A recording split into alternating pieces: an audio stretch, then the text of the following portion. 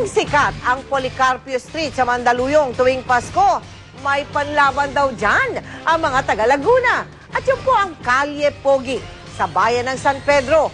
Kumukuti-kutita pa buong kalye at mga kabahayan.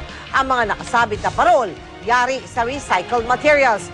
Tulad ng yan, gawa daw po yan sa mga lumang CD. Meron ding gawa sa tuyong sanga, tansyan, at iba pang mga patapong bagay. Sa isang bahay, may Christmas tree na gawa sa sirang higanteng payong. Nais daw ipakita ng mga taga-Kalye Pogi na hindi kailangang maging magastos para makagawa ng pamaskong dekorasyon. Ngayon po ang unang Pasko ng pamilya Aquino na wala si dating Pangulong Cory Aquino.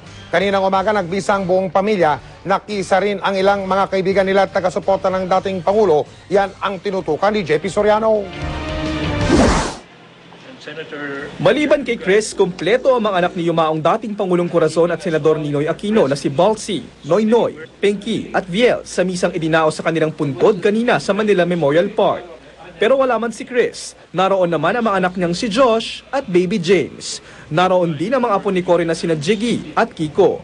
Pinangunahan ng matalik na kaibigan ni Cory na si Father Catalino Arevalo ang misa para sa dating Pangulo.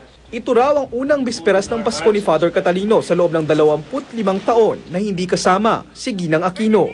Hindi rin daw niya malilimutan ang specialty ng dating Pangulo na corned beef tenderloin. I think that Lola wouldn't want us to be sad this Christmas. I think it's more of that sense of closeness we gained after everything that's happened. So I think her Christmas wish for us would be to be happy. As Jiggy says, she wants us to be very happy, but we will miss her very much. Binasbasan din nila ang puntod ng mag-asawang Cory at Ninoy. Ang panganay na anak ni Chris, ayaw lumayo kay Senador Aquino. Si baby James naman, idinaan na lang sa bati ang nararamdaman. Hi! Say Merry Christmas! Sabi ni Pinky, napakasakit pa rin isipin na hindi na nila kapiling ang ina ngayong Pasko. Bawat Pasko raw sa kanilang mag-anak ay espesyal, pero kung may Pasko raw silang hindi malilimutan. Our 2 Christmases in Boston now, we were all together. Parang we had 2 normal as it can get Christmases in Boston. Yan. Pero the bulk, as Father has always been saying Mass for us every year, yung Christmas Eve Mass niya, it's really a Cory show. Pero di lang ang mga kaanak ng yumaong Pangulong Cory ang nalulungkot. Ito rin kasi ang unang Pasko para sa ating mga Pilipinong wala nang itinuturing na democracy icon. Si Flor, sumadya talaga ngayong araw sa puntod ni Cory para mag-alay ng dasal.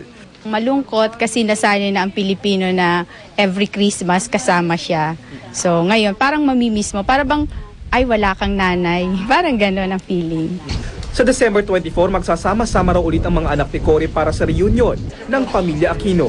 JP Soriano, nakatuto, 24 oras.